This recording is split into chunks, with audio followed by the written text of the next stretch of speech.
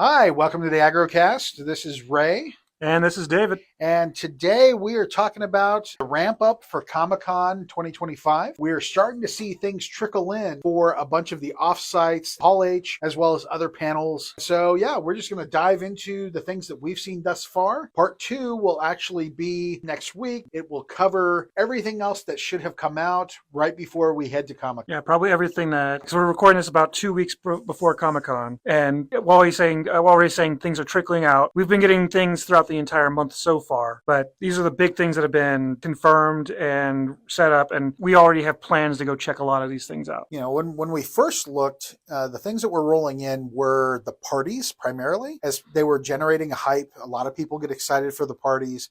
And then they started releasing information about some of the parties, like, for instance, Fandom. Yeah, the Fandom party, which I think this is their 4th year in a row. They've done it at Comic-Con. They've done it at a bunch of other events as well. This is the big one where All American Rejects are playing. They have a bunch of publishers, celebrities, all sorts of stuff. And it's generally invite only, but they have a lottery system. I think they're letting in 200 people this year. And that's just like general fans. You had to sign up. And I think it'll be done by the time this podcast comes out. But I think until July 17th, people could sign up to be randomly selected for them +1 to show up for the Fandom party. And that was a lot of tying into their socials. Yes. And I think that was to kind of generate interest as you're pushing things out. The other thing I think you had mentioned about the Fandom was a tie-in to Universal Dark Universe.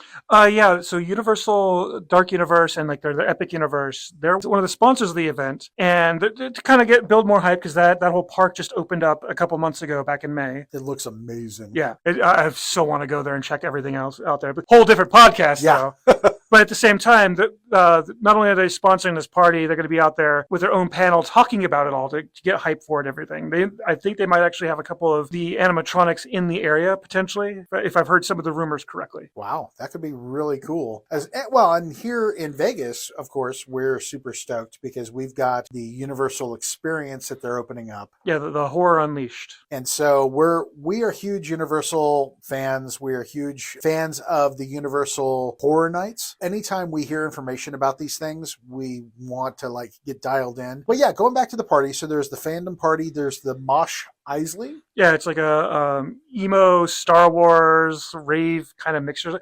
I'm not 100% sure. I just know it's Star Wars themed, and it's one of the after parties that's happening as well. I think it's like on the Saturday night of the convention. And I know that some of our crew is really excited about going out to that. There's people who have their costumes already selected and chosen and all that stuff. And then there's the Ready Player One party. Yeah, so that's the one they've done multiple times as well. That's kind of like hey, this is the intro to comics. I think that happens on Wednesday night or Thursday night or something like that. And I think they just released information about a special DJ. They did, yes. Any of those Napoleon Dynamite fans out there will know, be ready to vote for Pedro. Hell yeah, vote for Pedro. So yeah, we started seeing the parties roll out. We've referenced that in some of our other podcasts. But we also started seeing stuff roll out for offsites and the panels. We want to cover the offsites first? I think if we cover the offsites first, because that's going to be the more general, because you can go to those as long as you're in San Diego. Yeah, you just have to be willing to stand in line. Make sure you hydrate and you carry an umbrella or something to keep the sun off you. Yeah, well, that, and some of them they're either starting at Comic-Con or ending at Comic-Con. Some of them are doing tours around. Like there's the Clown in the Cornfield from Shudder. They're doing an actual haunted house type corn maze out there. And I want to say Comic-Con's the first stop, and they're touring around to take that everywhere to help promote the movie as well as Shudder. Yeah, that's going to be over where they did the interview with the vampire.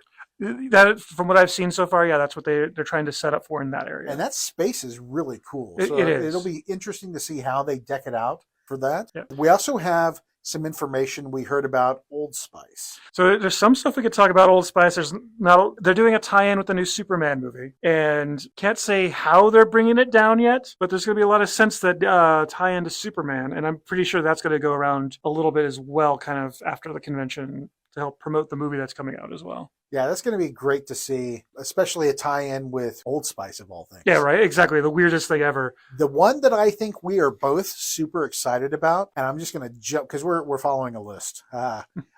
Twisted Metal bumper cars. Yeah, as soon as I saw the release for Twisted Metal bumper cars, I'm like, I'm in. Let's do this. I'm going to figure out how we can get there. We can wait in line, or we can see if we can do some schmoozing and be like, hey, let's check this out for the podcast or the site. And I want to do the Twisted Metal bumper cars. I think it's going to be so unhinged and chaotic. That's the point. and much so, like I think when season 1 came out, it feels like this is kind of a sign that they're putting some more effort and faith in the show. Season 1 came out, they had a couple like photo ops, and like the Twisted Sweet Tooth was driving around giving out free ice cream. And the biggest thing they did out of all of that, even that was another one that toured around as well. But at Comic-Con, they had Cisco come out and sing the thong song a bunch of times, and that was it. This one, they bought an entire area to put up a bumper car, course. So I think that's them going, we're going to spend money because they have faith in not only the show but the IP going forward. As a brief aside, I am glad to see them to extend out to the bumper cars thing, because there were so many spaces around the Comic-Con Convention Center. I think it was last year. I hiked out to, of all things, a Roseanne. The Roseanne Diner, yeah. Yeah, I had some free time, so I just decided to walk all the way out to it, because it was like a mile and a half, I think, from the convention center itself. It was like an old fair. Mm-hmm. So they had various games, and I got a t-shirt and some other things. Not that I'm really a fan of the show. Like, it had its time, and she's just kind of weird these days. Yeah. But the fact that they are doing these offsites and anyone can go and generally participate in the offsites is super cool. Yeah, and that they cover everything. So like we had Twisted Metal. We said a bunch of horror things, but there's like the Barbie offsite, which is another one. It's like it's not right near the convention center. It's a little farther away, and you can get to go there. It's like a diner, bar. It is all ages, so you don't have to be over a certain age to go. They also have roller skating you could do in there. Well, and you were telling me about something. Your food is brought out in special, like... Yeah, I was seeing like there's one of the pink Barbie cars. They'll bring out like there's a root beer float or whatever you can order. There's like a boat you can order, and that's how the food's being delivered out. So it's kind of like leaning into the theme, as well as giving you like photo ops to do and all that kind of fun stuff. So merch as well as food. Yes. A fun Barbie experience. But that's very similar to kind of like what Paramount Lodge does. Yeah, Paramount Lodge, it's almost the exact same thing, except for they're just kind of like they put all of their IPs in one location. And this year they're hyping up the new Dexter show. They're doing a big thing with the NFL. They have something for NCIS, Mission Impossible of all things. They're diving into that. The movie franchise, not like a new TV show. Isn't that over now? I would think so. Because the second they did the second part of that movie. They're doing something, so they have to have something coming up. Maybe they're doing a massive collector's edition where you can get all of the movies in one spot. But that would make sense,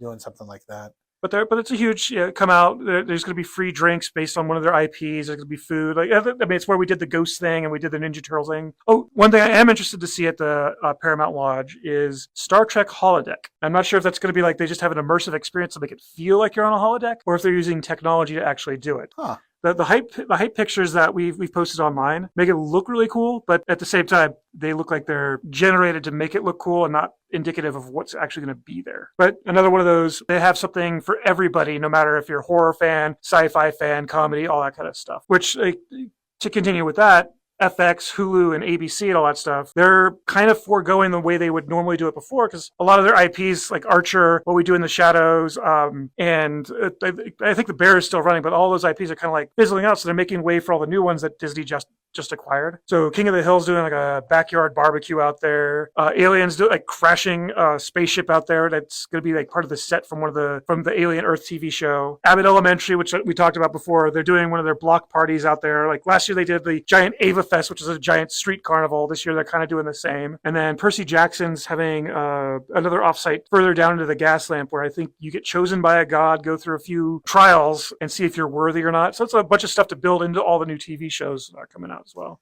That's super cool. There was another thing that we had gotten information for, but we weren't sure. There's a writer, SG Blaze, who is doing some kind of Hollow Healer animated teaser premiere and immersive fan activation. That's something else. I guess this is a long-standing series. This author has written quite a few parts to, and they're going to do some kind of really cool immersive thing. Mm. So we're still getting stuff rolling in, even as we're recording this. But we also, Comic-Con Museum is an offsite. Yes, and that's a permanent year-round one. So if you kind of, and they change it up so you kind of get that small Comic-Con feel every time you go there. Like every other month or so, I think, as they change it up. And this year, Doctor Who, they're doing an auction for Star Wars. Yeah.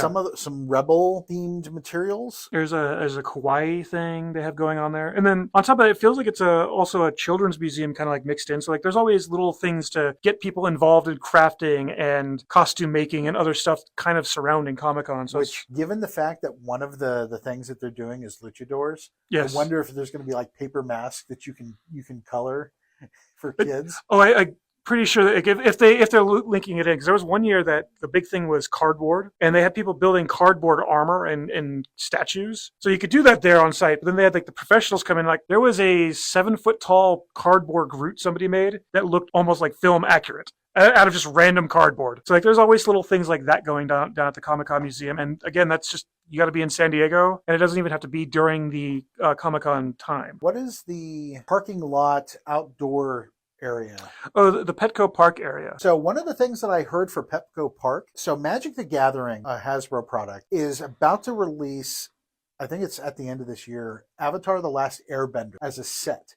And supposedly they're going to have something in Petco Park for that. So that's something to potentially look forward to. And that's another one of those areas. It's like they change that up every year. So I think at the same time, I think that might be where the South Park thing is going to be going down. Oh. Because South Park's going to be out there doing a massive fan event where they're doing like giveaways, photo ops with all the characters from the show, costume contests, all that kind of stuff. And if that's the case, I'm really glad to hear that, because the last few years that we've gone down to Petco, it's been kind of lackluster. Like they had the Texas Chainsaw Massacre barbecue truck. That was like sold out before we got there. Yeah. And I think the only thing we really got from that, there was a pin you could get. Yeah. But the rest of it was just kind of, there was the really cool giant rusted metal creature thing. The anti-smoking and anti-vaping ad. Yeah. Because it was like a weird AR thing that you could take a picture and it would come to life. But tell you not to vape, not to smoke. And then there was it last year or the year before, they had the Transformers standing out there? Yeah, that was 2 years ago, because last year the big one was the giant exploding cat for the Exploding Cat game. Yeah. So the fact that they're potentially pulling some bigger IPs into Petco means that maybe they're breathing some new life into that area. Yeah. And mind you, that's speculation. I don't remember exactly, but I know South Park's doing a big thing. Well, and I know the Magic the Gathering thing is something I've definitely heard. But yes, in terms of offsites, that's what we've heard thus far. Hall H and panels. Okay. Well, we're working right off of that. Right back onto South Park. It has been apparently a decade since they came out and showed off anything for South Park at Comic-Con. And I in my mind, I remember that being a lot more recent. But now playing it back, I'm like, no, it's been about a decade since Matt and Trey specifically have been out there. Because I was there, they came out there and started singing Jacket in San Diego with a crowd of people in San Diego. It was amazing. But they're going to be out there for a panel for the new season that was supposed to start up like a couple days ago, but we'll be starting the Wednesday, the very first day of Comic-Con. And they'll be out there with Mike Judge talking about the new season of Beavis and Butthead, and Andy Samberg, of all people, for his new TV show, Digman. It's all Comedy Central cartoons, yeah. Which is why they're doing this huge panel. But it's like you have those 4 people on stage. That's a huge Hall H panel. Yeah, that's pretty incredible. Yeah. Getting all of those people together. But yeah, so South Park for Hall H, Toxic Avenger. Yeah. Toxic for the movie, because there's also the thing for the video game that I'm still waiting to hear on. But yeah. This is the movie with Peter Dinklage that you were iffy on before. Okay. All right. So if you heard our podcast, I think it was when we went and had coffee at Horror Vibes. Yeah, it was the Horror Vibe. I mentioned I wasn't sure about Peter Dinklage as Toxic. And then I watched the trailer. Holy shit. I am stoked and excited for, I wasn't sure. And then as soon as I watched that trailer, I had to text David. I'm like, all right, I'm in. I take it back. I wasn't sure, but I'm sold. So the fact that they're doing the Toxic Avenger movie tie-in. As a Hall H panel as well. So I think a lot more people have bought in, because for people who haven't been to Comic-Con, Hall H is the coveted, you want to be in there because that's where everybody wants to be. Like that's where Marvel does all of their announcements. Last year where they showed off the new Deadpool movie, that's where they do this. Toxic Avenger does not sound like something it should be in a Hall H. Yeah. But if people have that much faith in it that they're putting in a Hall H and bringing like Peter Dinklage is going to be there, like everybody from the movie director, everybody's going to be on stage for that, doing a panel talk. That's incredible. So they're really banking on Toxic Avenger being amazing. And there's a comic book out. I just saw it today at a comic book shop. I think they're like $5 5 issues in. Mhm. It looks great. And like the first couple of issues, I think they came out with like a trading card that came with the comic. Oh, that's awesome. So yeah, Toxic Avenger, South Park, The Long Walk. The Long Walk, yes. Based off of a Stephen King short story starring Mark Hamill and an amazing cast of young actors. This movie, that I watched the trailer just today because I had seen some stuff about The Long Walk and I was like, holy shit. I think it's the people that did the Hunger Games are tied into, I don't know if they're the producers for this, but it's that young people thrown into a really chaotic, crazy situation. I don't want to ruin any of the story elements. Go watch the trailer. Maybe we'll even push it out on the socials. But the fact that they're going to put that in Hall H, and I don't know if Mark Hamill's going to be there. I'm pretty sure he will be because every time he's had a product or IP or something like that, and he's legally allowed to be there. He's there. I've met him multiple times, and it was like some of the smaller things he's done. He's like, I'm out here promoting everything I can. He is so supportive of his movies, The Long Walk, and then Percy Jackson and the Olympians. Yes, which I'm really impressed by what they've done with Percy Jackson. I haven't watched all of it, but the things that I have seen have been super cool. I have watched the entire first season. I've been excited for the next season to come out, and I kind of wish the movies didn't exist, even though it did give a couple of actors like bigger breaks. But this is, to me, it feels like the way the story should have been told and all that stuff. As oh no, I'm a huge Greek mythology fan. How could you tell? Well, and so that's what we've heard thus far for Hall H. Yeah, there's always things trickling in. I guarantee we probably have like 4 emails coming in saying more stuff right now. And then the other panels that we've heard, I was right when we were talking at Horror Vibes about Telemesca, which is that's the research group from Anne Rice's Dark Universe. They have the offshoot series, so they're going to be there with a panel, not in Hall H, one of the other rooms, probably Ballroom. Yeah, Ballroom 20 is probably, if it's that big, it'll probably be Ballroom 20. And the next season of Interview is tying into the Vampire Lestat book. They're going to have, because I sat in one of the panels for that before I had actually watched the show last year, 2 years ago. It was neat to see, and that show is amazing. They've done a really good job, even though they've had to adjust some of the timeline just to help it flow. Still super cool. And then Resident Aliens, I think they're in their 4th and potentially final season. And I think Alan Tudyk is out there pushing it everywhere because he was at the IGN thing just a little bit ago when the first episode aired. And now they've got a couple more coming up. And we were just talking about how Alan Tudyk must have sold his soul to somebody because he is everywhere. So talking about his work. Yeah. And he has a lot of work to talk about. Yeah. So it's not like I'm out there pushing the same product over and over. But yeah, that's supposed to be out there. There's talks that even though DC said they're not going to have any kind of like massive Hall H thing, there was talks of Peacemaker being out there. James Gunn is apparently going to be out there to help with that. Kind of surprised with the talk of like Superman. None of that stuff's going to go down, even though I guess Superman will be out for 2 weeks by then. Yeah, because it's coming out officially Friday. Yes. Although there have been some sneak peeks already, because I've seen some folks on my socials that have gotten tickets and have already seen it. And the reviews are already flowing in, although they're reserving spoilers until Friday. The things it's always interesting to see like some of the reviewers and their criticisms, but then the folks that have already gotten to see it who are not critics and seem to enjoy it. I'm hoping that it's good. Same. Like I want it to be good because it said I want more fun content out there. Well, and even if it's not good, we have Peacemaker season 2. And that's guaranteed to be good already. Yeah. Well, and John Cena is just amazing in that role. I am so glad that he stepped into that. Well, and right now he's in WWE. He's doing his farewell tour. Yeah. And then he's retiring. Unlike a lot of wrestlers who say they were going to retire and then they come back, I really feel like, because the way that they have made this such a big hype train, and he's currently holding the belt, I feel like he is legitimately going to be done when this thing is done. So that's what we've seen for offsites. We missed the one other big sneak peek that's why it's always exciting to hear more news. Originally, Marvel said they weren't doing anything big because Fantastic Four drops in the middle of Comic-Con. But earlier today, we got the email saying, hey, you're a D23 member. We're doing a sneak peek of Fantastic Four at Comic-Con. Well, and I think it's going to be, it's at a movie theater in San Diego. Yeah. I'm a D23 member, so tomorrow I can get in a queue and potentially get a ticket plus one to get in and see Fantastic Four. And I believe that's going to be the day before it releases to the general public. Yeah. Which will be nice.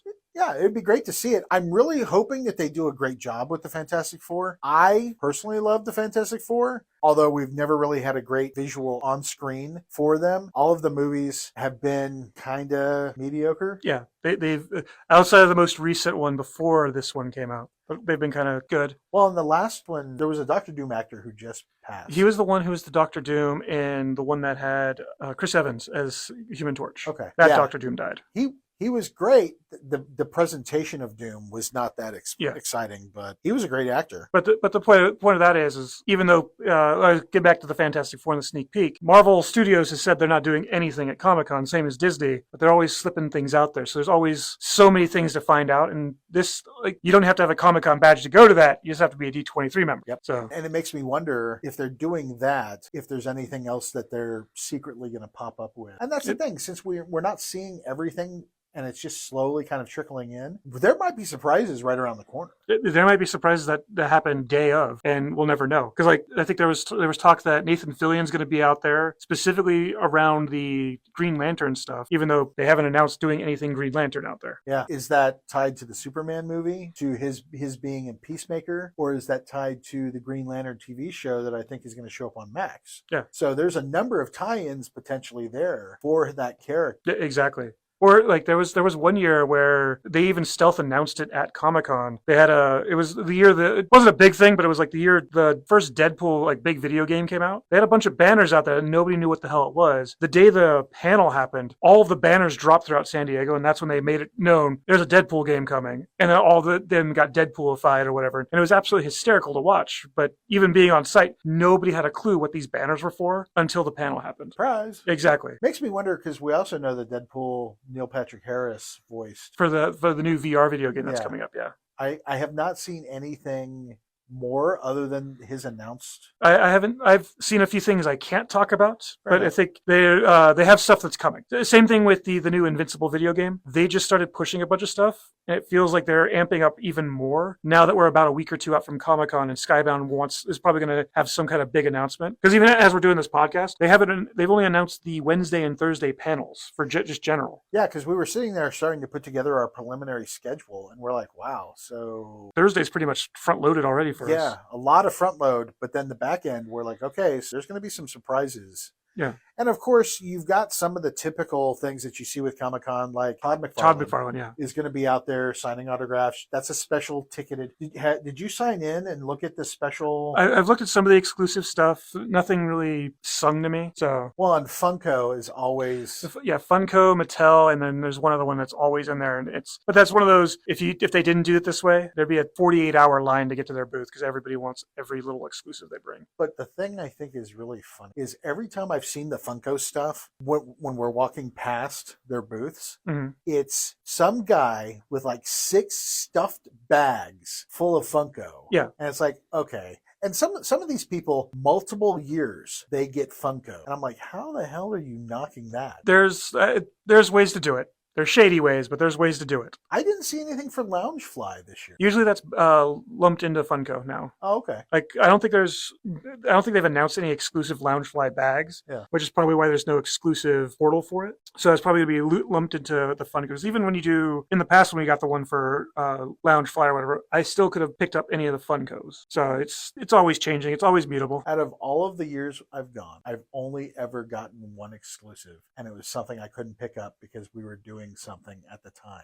It was for a Masters of the Universe poster or something. Oh yeah, it was like the poster and autograph for the new animation that was coming out. And I couldn't pick it up. That's the only, and I've put in for quite a few things because anyone who gets a ticket has an opportunity to go in and try to sign up for the exclusives. And they tell you, of course, even if you put in multiple times for something, it's no guarantee. Yeah, it's all in lottery because they can only get so many people through. Yeah.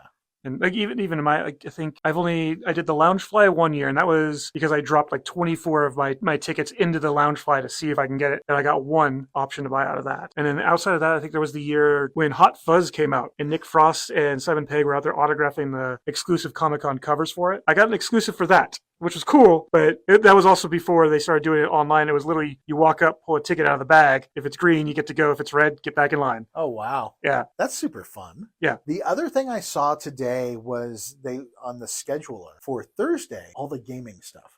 Yeah, they're pushing gaming really hard this time. RPGs, board games. I saw something for Magic, like it was probably Commander. There was a Adventures League like almost every hour. Yeah, which is great because Juliet, when she has an opportunity to go, she will actually sit down and play Adventures League for a while just because she loves the experience. And she also gets to catch the vibe in the gaming area. And there were some exclusive games as well. Mm-hmm. So I wonder what the presence, if Hasbro, because Hasbro owns WotC, Wizards of the Coast, if they're going to do anything that we just haven't seen. It's potential. I mean, I haven't seen anything from them announced yet. Yeah. Well, and there was some hype generating when they were talking about a possible Netflix TV show for D&D.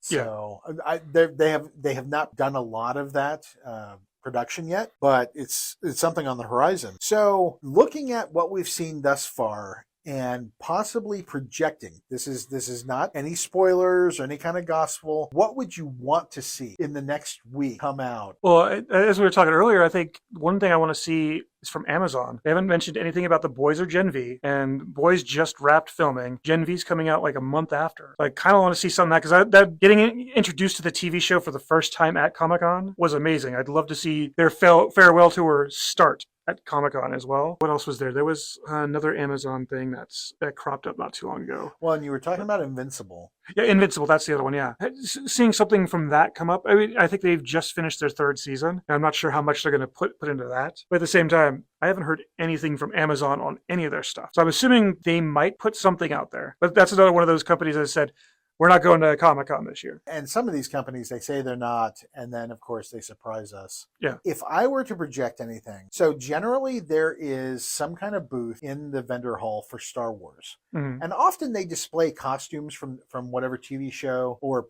movie. I would like to see something for Star Wars pop up, because we know we have the Mandalorian movie. We know that there's Ahsoka season 2. So there are other things that they are working on. Some kind of sneak peek or a hint at Star Wars, given the fact that we have become kind of not inundated. Yeah, resurgence of the IP, yeah. It would be nice to see something Star Wars related. Yeah. Even like recently, I saw an article talking about how Mark Hamill wants Sebastian Stan to play Luke Skywalker.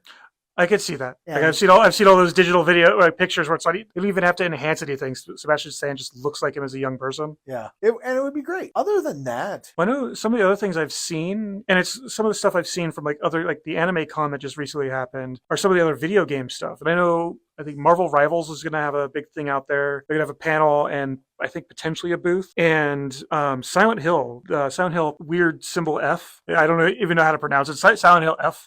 they had a little haunted house they did at the Anime Con. Yeah. And it was just to further promote their new video game. It was like a little walkthrough with a photo op at the end. But I remember doing that for a couple other horror games out there, and that was a great time. Well, remember the Diablo? Yeah, they had the Diablo priest thing that we did. Yeah. The cathedral, which was super cool. But that's my point is, I think the only thing we've seen in that gaming section recently, or in the last couple of years, has all been Blizzard. Blizzard doesn't really have much to push this year, so I'm kind of hoping other IPs jump in, because every now and then we'll get. I think Bandai Namco will be out there for Pac-Man and probably Shadow Labyrinth. There's been a couple things from Marvel and other stuff, and Capcom's usually there for Street Fighter. So I'm kind of hoping those big ones who don't have anything big coming out step back, not go, hey, do you remember Diablo is a thing? Yeah. And let somebody like a new Silent Hill or some other video game step in. Well, and Marvel Rivals, they spend a ton of money on marketing. Yes. That'll be cool to see.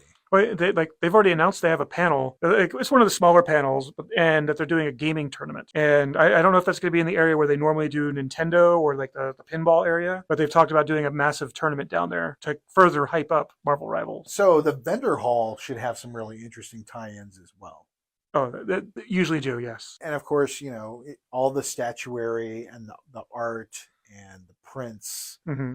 Always great to walk around. I could just spend hours, multiple days, and I always feel like I'm finding something new. Oh yeah, it's like you could literally walk the floor in an hour and feel like you've seen everything, and then walk it the next hour, you're like, holy shit, I missed half this fucking place. And the other thing that I think is really interesting is when they bring in artists, famous artists, that you can go in and get things signed, and sometimes you can walk right up and just have a conversation with them. Yeah, if you can time it right, and it's not one of the Todd McFarlane or Jim Lee exclusive ones. Yeah, you can generally walk up, and most of them, they love their craft. They want to talk about it. Well, and of course, making money at a convention, with prints and that sort of thing Mhm. is a way for them to generate money. A lot of people don't recognize that those artists don't have pensions or anything. Yeah. They're having to kind of scrape by even in their old age. Even if they had like a long running career in some like major publisher, when that money dries up, that money dries up. Yeah. So we covered a lot of material as we are talking about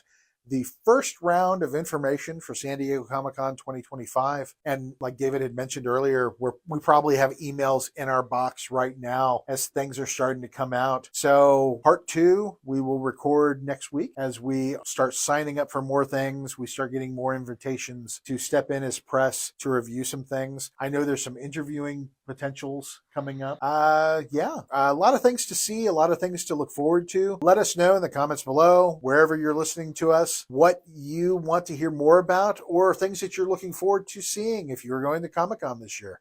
And don't be afraid to say hello, or we will probably be running our cosplay scavenger hunt again. Yep, that's something that Jana, one of our team members, does, and it's always fun, the things that she pulls out of the woodwork. Yeah, because there's always these staples you're gonna get. Like, you give us your Superman, your Wonder Woman's on, and then like what was it last year? Like a very specific version of Miss Marvel. Yeah, like the Warbird version. I'm like, okay, that's a little specific. Okay, or Zombie Scarlet Witch was my favorite one on there. Yeah, she does a great job putting that together, and then we get to just see what we can pull together of all the amazing cosplayers that are out there on the floor. Thanks again for listening. This is Ray. This is David. Catch us next week.